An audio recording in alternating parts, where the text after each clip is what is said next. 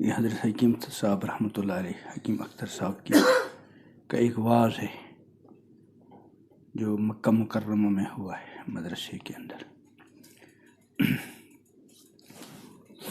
الحمد للہ کفا وسلام علی عبادہ الذین اصطفیٰ، اما بعد، اعوذ باللہ من الشیطان الرجیم، بسم اللہ الرحمن الرحیم، والذین آمنوا اشد حبا للہ، وقال رسول اللہ صلی اللہ علیہ وسلم، اللہم اجعل حبک احب الاشیاء الیک۔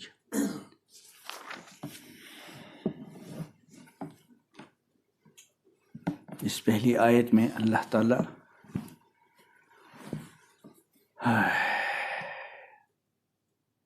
ہم سب کے بارے میں ایک بات ارشاد فرما رہے ہیں۔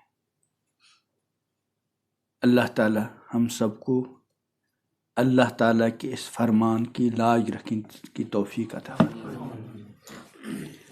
جب کوئی استاد اپنے کسی شاگرد کے بارے میں، کسی ادارے کا ذمہ دار اپنے ادارے میں پڑھنے والے کے بارے میں، کوئی والد اپنی اولاد میں سے کسی کے بارے میں کوئی اونچا کلمہ کہہ دے،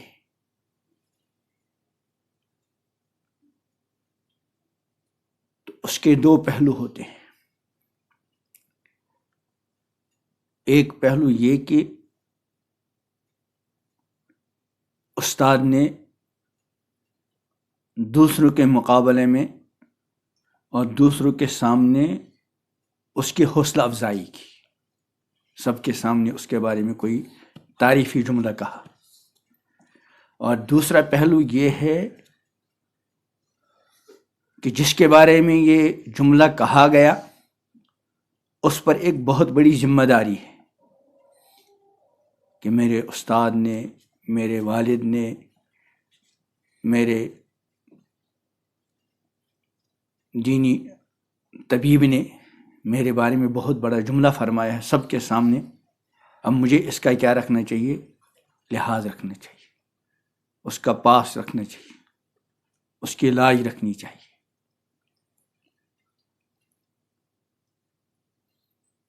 حالانکہ انسان ہونے کے اعتبار سے استاد اور شاگرد، مربی اور مسترشد، والد اور اولاد دونوں برابر ہوتے ہیں، بلکہ ہو سکتا ہے کوئی شاگرد اپنے استاد سے اللہ کے یہاں زیادہ مقبول ہو، کوئی مسترشد اپنے مربی سے زیادہ مقبول ہو، کوئی اولاد اپنے والد سے زیادہ مقبول ہو، لیکن بہرحال ہے والد، بہرحال ہے استاد، بہرحال ہے مربی، تو یہ اپنے اس بڑے کے کہنے کی کیا رکھنے کی کوشش کرتے ہیں؟ لاج۔ اب جب اس پوری کائنات کا خالق و مالک کچھ لوگوں کے بارے میں اتنا عظیم جملہ فرمائے، تو جن کے بارے میں یہ کہا گیا ہو ان کو اس کا کتنا لحاظ رکھنا چاہیے، کتنی لاج رکھنی چاہیے۔ اللہ تعالیٰ مجھے اور آپ کو اس کے لاج رکھنے کی توفیق عطا فرمائے۔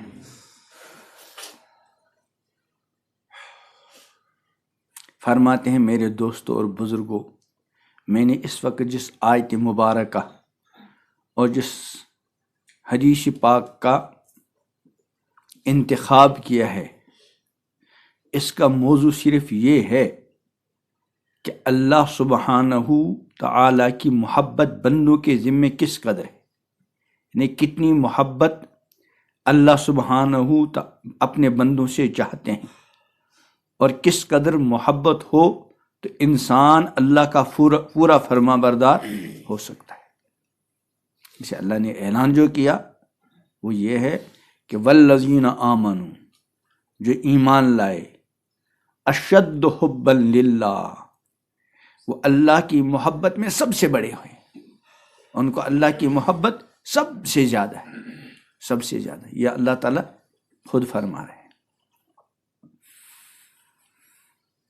دنیا کی محبت جائز، ماں باپ کی جائز، بال بچوں کی جائز، کاروبار کی، دولت کی، ان چیزوں کی محبت جائز، کیونکہ اللہ تعالی نے ہماری فطرت بیان فرمائی ہے، انہ لحب الخیر لشدید، انسان کو مال سے بہت محبت ہوتی.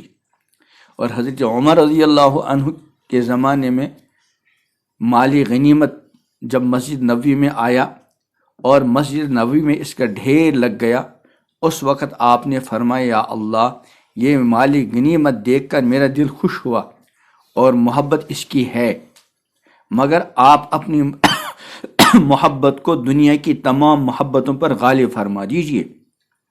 تو معلوم ہوا محبت شدید بھی جائز ہے اور محبت حبیب بھی جائز ہے، یعنی اپنے محبوب کے ساتھ محبت، لیکن جائز محبت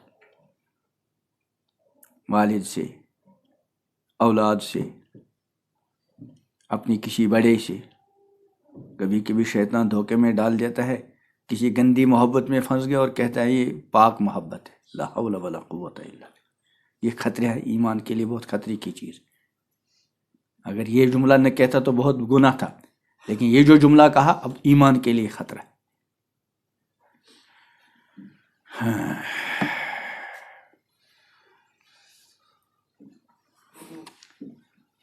کہنے ہیں محبت شدید بھی جائز اور محبت حبیب بھی جائز، یعنی اس کو حبیب بنا لینا بھی جائز ہے. محبوب فرماتے ہیں حبیب پر یاد آیا، حضور اکرم صلی اللہ علیہ وسلم نے ہم لوگوں کو حبیب سے خطاب فرمایا.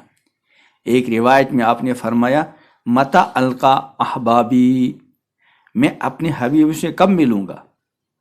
احباب اور احبا جمع ہے حبیب کی، سے اطبا جمع ہے طبیب کی. تو صحابہ نے عرض کیا اولیس نحن احباؤک، کیا ہم لوگ آپ کے احبا نہیں ہیں.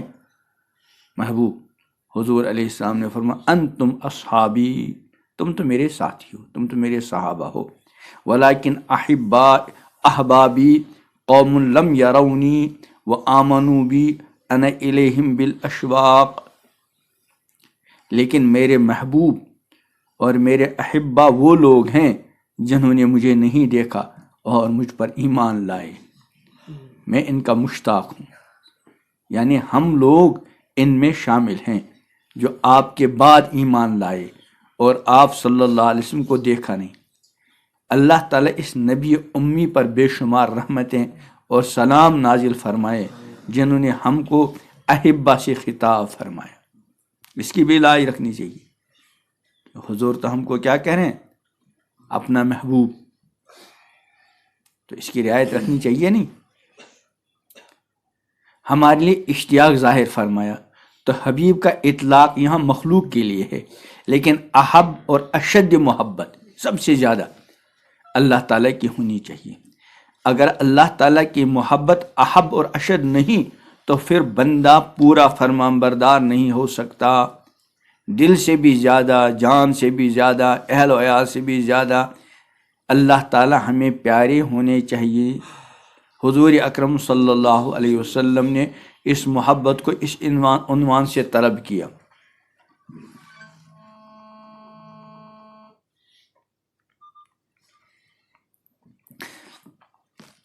اللہم اجعل حبک احب الی من نفسی و اہلی و من الماء البارد.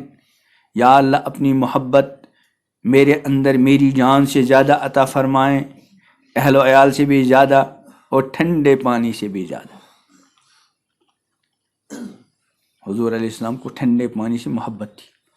حضور علیہ السلام کسی چیز کا اہتمام نہیں فرماتے تھے کہ فلاں چیز ہو، فلاں جو سامنے آ گیا پسند آیا تو تناول فرما لیا، نوش فرما لیا، اور پسند نہیں آیا تو کچھ نہیں کہا. لیکن پانی اہتمام کے ساتھ ٹھنڈا اور میٹھا منگواتے تھے. جب آدمی ٹھنڈا پانی پیتا ہے تو اندر ایک عجیب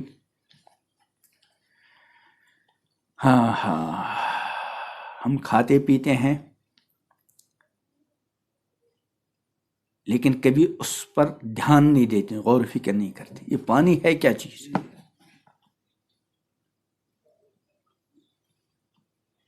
اللہ نے حکم دیا ہے کہ انسان کو چاہے کہ اپنے کھانے پینے میں غور کرے. فَلْيَنظُرِ الْإِنسَانُ الا طعام، اپنے کھانے پینے میں غور کریں.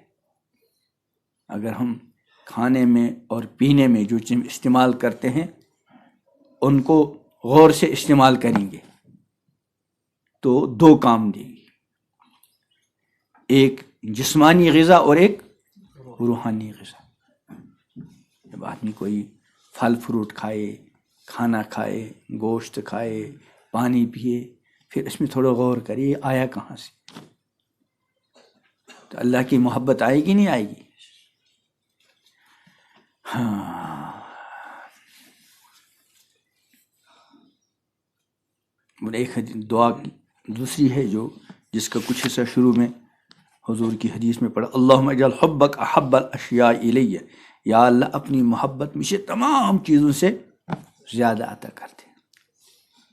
وجعل اللہم اجعل حبک احب الاشیاء الی وجعل خشیتک اخفف الاشیاء الی، اور آپ کی خشیت، آپ کا ڈر سب سے زیادہ ہو. اللہم اجعل حبک احب الاشیاء الی واجعل خشیتک اخفف الاشیاء عندی واقطع عنی حاجات الدنیا بالشوق الی لقائک. یا اللہ اپنی ملاقات کا ایسا شوق عطا فرما، ایسی طلب عطا فرما کہ دنیوی حاجات اور دنیوی چیزوں سے میرا وہ تعلق نہ رہے. اور وَإِذَا أَقْرَرْتَ أَعْيُنَ أَهْلِ الدُّنْيَا مِن دُنْيَاهُمْ فَأَقْرِرْ عَيْنِي مِنْ عِبَادَتِكَ. اور یا اللہ جب آپ دنیا والوں کی آنکھوں کو ان کی دنیا کے ذریعے ٹھنڈک عطا کریں تو مجھے اپنی عبادت کے ذریعے ٹھنڈک عطا کیجیے. جب کسی کو کوئی من پسند چیز مل جاتی ہے، کوئی دے دیتا ہے، تو وہ کیا کرتے ہیں، آپ نے میری آنکھیں ٹھنڈی کر لی. تو حضور فرماتے ہیں صلی اللہ علیہ وسلم کہ جب آپ دنیا والوں کی آنکھوں کو دنیا دے کر ٹھنڈک پہنچا دیں تو میری آنکھوں کو اپنی محبت، اپنی عبادت کے ذریعے ٹھنڈک پہنچائیے. جب انسان واقعی عبادت کرے، اللہ تعالی ہم سب کو ایسی عبادت عطا کرے. اللہ سے مانگنا، اللہ کی بارگاہ میں سجدہ ریز ہونا. اس کی ایک بزرگ تھے، وہ فرماتے ہیں تھے کہ جنت اور وہاں کی نعمتوں کی لذت اپنی جگہ، اس کا انکار نہیں، لیکن سجدے کے اندر جو لذت آتی ہے میں اس کے برابر کسی لذت کو برابر قرار نہیں دیتا. اور فرمایا جب میں سجدہ کرتا ہوں ایسے لگتا ہے جیسے اللہ پاک نے چوما. اللہ ہم کو بھی ایسی نماز، ایسی عبادت عطا کر دے. تو معلوم ہوا یہ خطوط اور حدود ہیں محبت کے جو حضور صلی اللہ علیہ وسلم نے سکھائے. حضرت حاجی امداد اللہ مہاجر مکی رحمۃ اللہ علیہ نے حدیث کے اس آخری جز کا اپنے ایک شعر میں گویا ترجمہ کر دیا. یہی کعبہ شریف میں غلاف کعبہ پکڑ کر عرض کیا، کیا پیاسا چاہیے جیسے آب سرد کو، پیاسا چاہے جیسے آب سرد کو، تیری پیاس اس سے بھی بڑھ کر مجھ کو.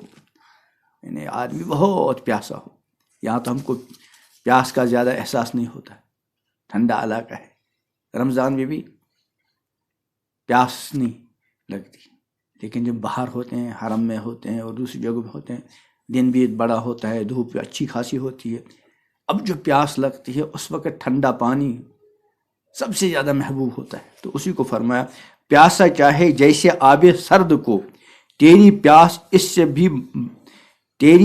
اس سے بھی بڑھ کر مجھ کو ہو. یعنی اپنی محبت اس سے بھی زیادہ، گویا کہ اسی حدیث پاک کے آخری حصے کا کیا ہے ترجمہ، کہ جس طریقے سے ایک پیاسے کو ٹھنڈا پانی پی کر رگ رگ میں سیرابی اور نئی جان عطا ہوتی ہے، خدائے تعالیٰ کے عاشقوں کو اللہ کا نام لے کر ایسا ہی محسوس ہوتا ہے.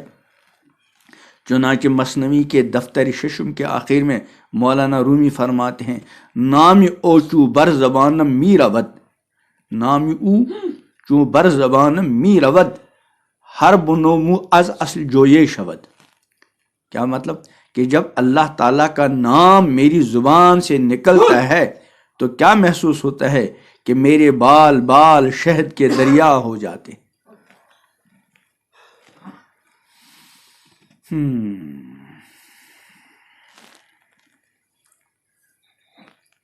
کیا ہے وہ دوسرا؟ شیر و شکر میں شود جانم تمام، اس سے پہلے کا کیا ہے؟ ہاں، اللہ اللہ اینچ شیری نست نام، شیر و شکر میں شود جانم تمام۔ کہ اللہ کتنا پیارا نام ہے یہ، کہ جب میں اللہ تعالیٰ کا نام لیتا ہوں تو اس نام کی مٹھاس اور اس نام کی ٹھنڈک اور اس نام کی لذت پورے جسم میں سرایت کر جاتی ہے۔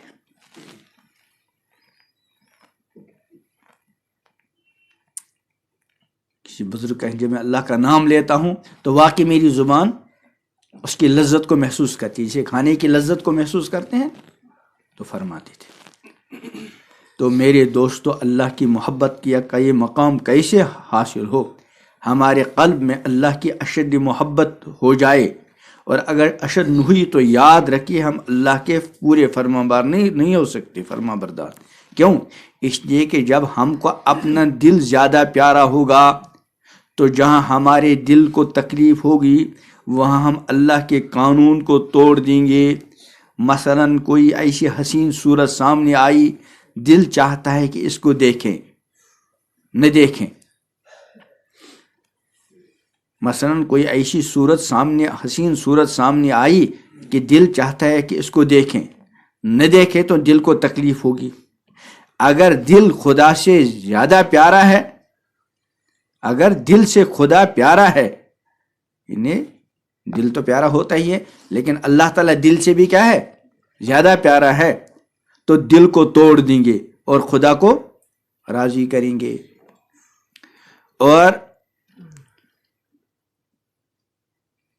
اگر دل زیادہ عزیز اور پیارا ہے اور اللہ تعالیٰ سے خدا نخواستہ محبت کم ہے تو کہ دل احب ہو گیا، یعنی اللہ کے قانون کو توڑا لیکن دل کو نہیں توڑا۔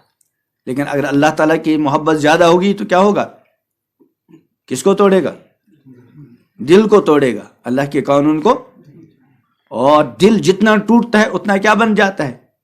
دنیا میں کوئی بھی چیز جب ٹوٹ جائے گی تو اس کی قیمت گھٹ جاتی ہے، بڑھ جاتی ہے؟ گھٹ جاتی ہے۔ لیکن دل ایسا ہے کہ ٹوٹنے سے اس کی قیمت کیا ہے؟ بڑھ جاتی ہے۔ ایک حدیث قدسی کہ میں ٹوٹے ہوئے دلوں کے پاس ہوتا ہوں، اللہ تعالیٰ فرماتے ہیں۔ اور دل ٹوٹتا ایسے ہی کہ دل کسی چیز کو بہت چاہے، کسی غیر محرم کے دیکھنے کو، موبائل کے دیکھنے کو، یہ زبردستی کر کے اپنے آپ کو روک رہا ہے تو دل پر کیا لگی؟ اسے چوٹ لگی، ٹوٹ گیا۔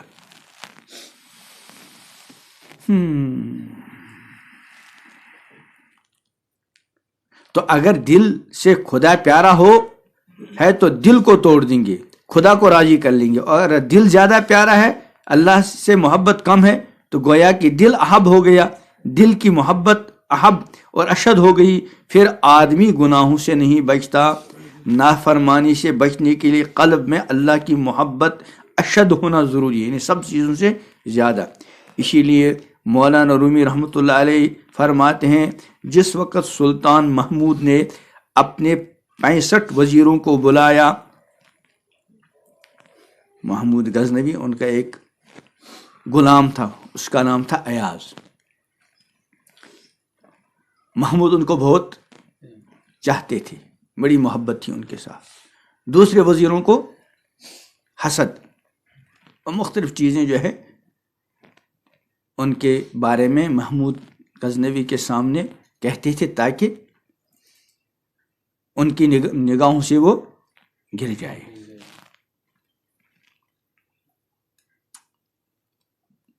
تو ایک مرتبہ سلطان نے چاہا کہ ایاز کی خوبیاں ان کے سامنے ظاہر ہو جائیں، تو 65 وزیروں کو بلایا اور کہا شاہی خزانے کا یہ نایاب موتی توڑ دو۔ شاہی خزانے میں جو سب سے زیادہ قیمتی موتی ہے، ایک وزیر کو دے دیا کہ اس کو توڑو، دوسرے کو دے دیا اس کو توڑو۔ لیکن ہر وزیر نے کہا حضور یہ خزانے کا نایاب موتی ہے، ایسا موتی نہیں مل سکتا، اس کی خزانے شاہی میں کوئی مثال نہیں، میں تو اس کو نہیں توڑوں گا۔ یہاں تک ان سب وزیروں نے انکار کر لیا اور معذرت کر لی۔ آخر میں شاہ محمود نے ایاز کو بلایا۔ اس سے دراصل وزیروں کو ایاز کا مقام عشق دکھلانا تھا، یہ دکھلانا تھا کہ ایاز میرا عاشق ہے، باقی سب وزراء ریالی اور تنخواہی ہیں، یعنی مطلب کہ یار ہیں، اور اس کو میری ذات سے محبت ہے۔ اس نے کہا ایاز تم اس موتی کو توڑ دو۔ ایاز نے فوراً پتھر اٹھایا اور موتی کو توڑ دیا۔ پورے ایوان شاہی میں شور مچ گیا۔ سب نے کہا، کیا کہا؟ مولانا رومی کی رحمت اللہ کی زبانی سنیے، اینچی بے باکیست واللہ کافر است، اینچی بے باکیست واللہ کافر است۔ انہوں نے آپس میں کیا کرے، یہ ایاز بڑا بے باک، بالکل کافر اور ناشکر ہے۔ کافر کے معنی یہاں ناشکر کی، یعنی اتنا بڑا قیمتی شاہی خزانے کا موتی اس نے توڑ دیا، کتنا ناشکر ہے، شاہی خزانے کی قدر ہی نہیں کرتا۔ ایاز نے، محمود نے ایاز سے کہا، ایاز تم نے یہ موتی کیوں توڑا؟ ان وزراء کو جواب دو۔ اس نے کیا خوب جواب دیا، جس کو مولانا رومی رحمۃ اللہ علیہ نے اپنے ان اشعار میں کہا، گفت ایاز اے محتران نامور، گفت ایاز اے محتران نامور، امر شاہی بہتر بقیمت یا گوہر۔ یا مطلب ایاز نے وزراء کو خطاب کیا کہ اے معزز لوگو، آپ نے موتی کو قیمتی سمجھ کر نہیں توڑا، لیکن شاہی حکم توڑ دیا۔ بادشاہ نے کیا کہا تھا، موتی توڑو، اور تم نے موتی کو، جب موتی کو نہیں توڑا تو کس کا حکم توڑا؟ شاہی حکم۔ میں آپ سے پوچھتا ہوں کہ شاہی حکم زیادہ قیمتی تھا یا یہ موتی؟ ہم سب کے منہ بند ہو گئے۔ اس واقعے سے مولانا رومی رحمۃ اللہ علیہ یہ نصیحت فرماتے ہیں، اسی طرح ہمارے دل اگر ٹوٹتے ہیں تو ٹوٹ جائیں، لیکن اللہ تعالیٰ کا فرمان نہ ٹوٹے۔ دل کی وہ خواہشات جن سے اللہ راضی نہیں ہے، مثل بیش بہا موتی کے خواہ کتنی ہی قیمتی اور لذیذ نظر آئیں، ان کو توڑ دو، لیکن حکم الہی کو نہ توڑو۔ نامحرم عورتوں اور امردوں کو ہرگز نہ دیکھو، کتنا ہی تقاضا دیکھنے کا ہو، امر الہی کے مقابلے میں ان دل کی کوئی قیمت نہیں۔ فرماتے ہیں میرے دوستو، اللہ تعالیٰ کی محبت کا ہی حق ہے۔ مولانا شاہ عبد الغنی رحمۃ اللہ علیہ نے فرمایا، ایک بزرگ کہیں جا رہے تھے، چلتے چلتے انہوں نے عرض کیا، اے خدا آپ کی قیمت کیا ہے؟ آسمان سے آواز آئی کہ دونوں جہاں، آسمان سے آواز آئی کہ دونوں جہاں۔ اس بزرگ نے فوراً کیا کہہ دیا، جس کو مولانا رومی رحمۃ اللہ نے کہا، قیمت خود ہر دو عالم گفتئی، قیمت خود ہر دو عالم گفتئی، نرخ بالا کن کے ارزانی ہنوز۔ یعنی اللہ آپ نے اپنی قیمت دونوں جہانوں کو بتایا، آپ باؤ بڑھائیے، آپ تو بہت قیمتی ہے، دنیا کی دونوں جہاں کی آپ کے سامنے کیا حقیقت ہے۔ یا اللہ آپ نے اپنی قیمت دونوں جہاں بتائی ہے، ارے ابھی قیمت اور بڑھائیے، دونوں جہاں کے بدلے میں آپ سستے معلوم ہوتے ہیں۔ یہ تعبیر ہے۔ خواجہ عزیز الحسن مجذوب رحمۃ اللہ علیہ نے اسی مضمون کو اپنے اردو شعر میں کیا خوب فرمایا ہے، دونوں عالم دے چکا ہوں میں کشو، دونوں عالم دے چکا ہوں میں کشو، یہ گراں میں تم سے کیا لی جائے گی۔ یعنی اللہ تعالیٰ کی جو میں نے محبت حاصل کی ہے، اس کے بعد مجھے بہت کچھ دینا پڑا ہے، تم وہ قربانیاں نہیں دے سکتے۔ حضرت شاہ ولی اللہ محدث دہلوی رحمۃ اللہ علیہ دلی کی جامع مسجد کے ممبر پر کھڑے ہوئے اور شاہان مغلیہ کو خطاب کیا۔ ان زمانے میں مغل بادشاہوں کی حکومت تھی جب شاہ ولی اللہ محدث دہلوی رحمۃ اللہ علیہ حیات تھے۔ کیا کہا، دلے دارم جواہر پار عشق است، دلے دارم جواہر پار عشق است تحویلش، کہ دارد زیر گردوں میر سامانے کے مندارم.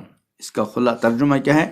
اے لوگو، بادشاہوں کو مخاطب بنائے، اے لوگو، ولی اللہ دہلوی اپنے سینے میں ایک دل رکھتا ہے، اس میں اللہ تعالیٰ کی محبت کے کچھ موتی پنہا ہیں. آسمان کے نیچے مجھ سے زیادہ کوئی رئیس ہو تو میرے سامنے آئے، کیونکہ تمہاری دولتیں، تمہاری وزارتیں، تمہاری سلطنتیں سب زمین کے اوپر رہ جائیں گی، اور تمہیں 2 گز کفن میں لپیٹ کر خاک میں ڈال دیا جائے گا. اس وقت پتہ چلے گا کہ دنیا کی حقیقت کیا تھی. دنیا کی حقیقت پر فرماتے ہیں حکیم صاحب، میرا ایک شعر ہے: یوں تو دنیا دیکھنے میں کس قدر خوش رنگ تھی، یوں تو دنیا دیکھنے میں کس قدر خوش رنگ تھی، قبر میں جاتے ہی دنیا کی حقیقت کھل گئی. وہاں پتہ لے تو کچھ بھی نہیں. ایک بزرگ فرماتے ہاں، جام تھا ساقی تھا میں تھی اور دیر میں خانہ تھا. جام تھا ساقی تھا میں تھی اور در میں خانہ تھا، خواب تھا جو کچھ کے دیکھا جو سنا افسانہ تھا. انہیں مرنے کے بعد پتہ چلا یہ جو دنیا کی یہ ٹھاڑ واڑ، اس کی کوئی حقیقت ہی نہیں.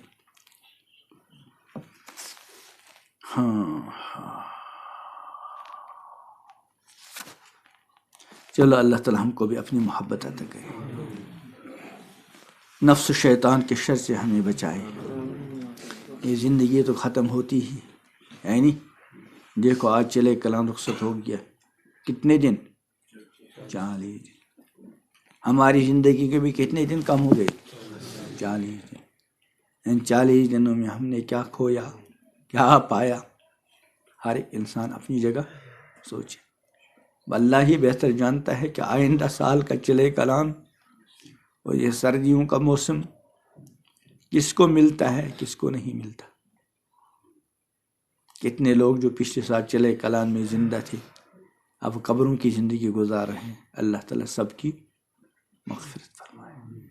میں ایک بات اکثر کہا کرتا ہوں آج کل مسجدوں میں کہ سردی آئی، سب نے اپنے لیے سردی سے بچاؤ کا انتظام کر لیا ہے کہ نہیں. گرم کپڑے ہیں نا سب کے پاس، چاہے فیرن ہو، جیکٹ ہو، گرم جرسی ہو، موزہ ہو، ہے نہیں. لیکن جہنم کی آگ سے بچاؤ کا انتظام سب کے پاس ہے کہ نہیں. دیکھو سردی سے بچاؤ کے لیے کیسا لباس چاہیے؟ سرد کے گرم لباس. اور جہنم کی آگ سے بچاؤ کے لیے کون سا لباس چاہیے؟ تقوی کا لباس. وَلِبَاسُ التَّقْوَىٰ ذَلِكَ خَيْرٌ. آنکھوں میں تقوی.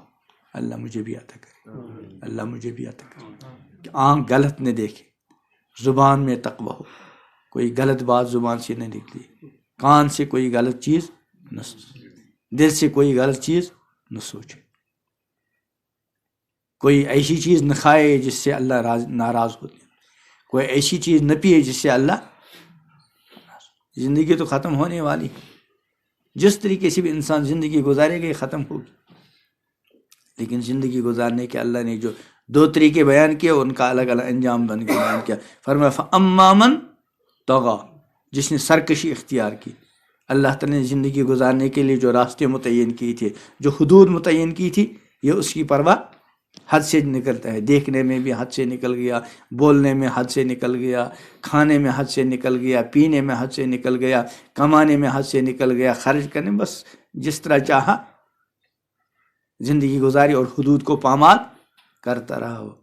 وآثر الحیات الدنیا، اور آخرت کے بجائے دنیاوی مزوں کے پیچھے چلا گیا. فإن الجحیم، اس کا ٹھکانہ جہنم، اللہ بچائے. وأما من خاف مقام، اور جو اپنے رب کے سامنے کھڑے ہونے کے سلسلے میں ڈرتا رہا کہ ایک وقت آنے والا ہے مجھے اللہ کی بارگاہ میں کھڑے ہو کر زندگی کا، جوانی کا، کمائی کا، خرچ کا، علم کا جواب دینا ہے. وَنَهَى النَّفْسَ عَنِ الْهَوَىٰ، اور اپنے نفس کو غلط قسم کی خواہشات سے روکا، دیکھنے کی غلط خواہش سے روکا، بولنے کی غلط خواہش، سننے کی، کھانے کی، پینے کی، کمانے کی، خرچ کی وغیرہ غلط خواہشات سے اپنے نفس کو روکا فَإِنَّ الْجَنَّةَ، اس کا ٹھکانہ جنت۔ اللہ تعالیٰ ہم کو بھی انہی لوگوں میں شامل فرمائے جن کے بارے میں اللہ نے فرمایا وَأَمَّا مَنْ خَافَ مَقَامَ رَبِّهِ وَنَهَى النَّفْسَ عَنِ الْهَوَىٰ فَإِنَّ الْجَنَّةَ هِيَ الْمَأْوَىٰ۔ اللہ تعالیٰ ہم سب کو اس آیت کا مصداق بنا دے، ہم سب کے گھر والوں کو اور پوری امت کو، اور اللہ تعالیٰ ساری انسانیت کو صحیح راستے پہ چلائے، صحیح راستے پہ زندہ رکھے، صحیح راستے پہ موت دے۔ سبحان اللہ و بحمدہ، سبحانک اللہم و بحمدک۔